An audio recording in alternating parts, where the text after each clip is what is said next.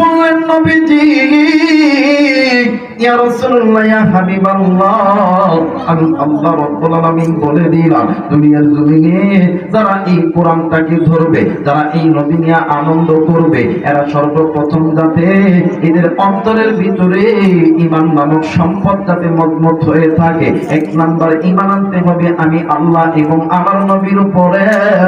ঈমান আনার পরে সুন্নাহ লাম ইয়ারতাবু, কোনো সন্দেহ করা যাইবে না। এই মুসলমানের সন্তান বলেন তো দেখি, এক ব্যাগে এক জবানে বলেন তো দেখি, আপনার আমার রব কে? আরেকবার বলেন কে? মুসলমান বন্ধু, শুধু এই আল্লাহ যে আপনার আমার আল্লাহ, আপনার আমার পরিচালক, আপনার আমার রব, এইটা শুধুমাত্র এই শেরপুরের এই বাজারে এই গ্রামের মধ্যে বললে হবে না, এইটা শেরপুরের ওই ময়দানে দিয়ে বলতে হবে আপনার আমার রব হইল আমার আল্লাহ। একটু আওয়াজ করে বলেন সুবহানাল্লাহ।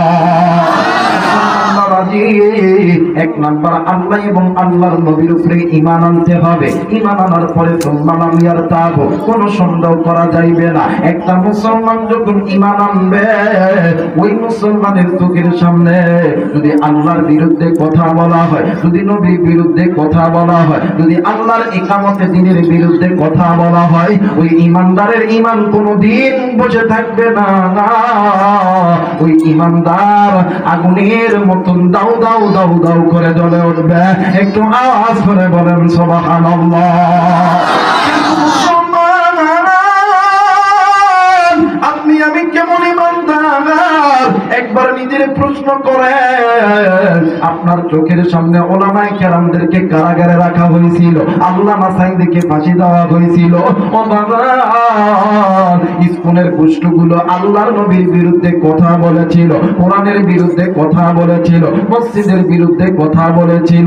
আপনি আপনার নিজেকে প্রশ্ন করেন, আপনি কেমন ঈমানদার, আপনি কেমন ঈমানদার, এইটা আপনার উপর ছেড়ে দিলাম। এই জায়গায় থাকতে পারেন অনেক কলিজার টুকরা মুরব্বি, থাকতে পারেন যুবক ভাইরা, থাকতে পারেন আওয়ামী লীগের বাবারা, থাকতে পারেন বিএনপির বাবারা, থাকতে পারেন জামাতে ইসলামের বাবারা, থাকতে পারেন লাঙ্গলের বাবারা।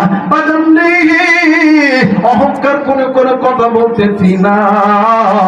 আপনি কোটি টাকার মালিক হইতে পারে, আপনি তাহাজ্জুদ গুজার হইতে পারে, আপনি 5 ওয়াক্ত নামাজ ওয়ালা হইতে পারে, আপনি মুফতি মুহাদ্দিস সাহেব হইতে পারে। আপনার ইবাদত ততক্ষণ কবুল হবে যতক্ষণ আপনার ঈমানটা মজবুত থাকবে। কথা বলেন ঠিক কিনা? ঈমানদার নাই, ওর কোন ইবাদত আমার আল্লাহর দরবারে কবুল নয়। ঈমানের এক যারা পরিমাণ যদি ঘাটতি থাকে, আপনার নামাজ, আপনার রোজা, আপনার কুরবানি, আপনার হজ, আপনার যাকাত কোনটাই আমার আল্লাহর দরবারে কবুল হবে না। কথা বলেন ঠিক কিনা? মুসলমান বন্ধু, এই জন্য লা ইলাহা ইল্লাল্লাহ মুহাম্মাদুর রাসূলুল্লাহ এটা জবানের দ্বারা স্বীকার করলেই হবে না, অন্তরের দ্বারা বিশ্বাস করতে হবে। আবার এমন মানুষ আছে জবানে বলে লা ইলাহা ইল্লাল্লাহ, পীরের দরবারে যায় বলে অমুক বাবা রাসূলুল্লাহ।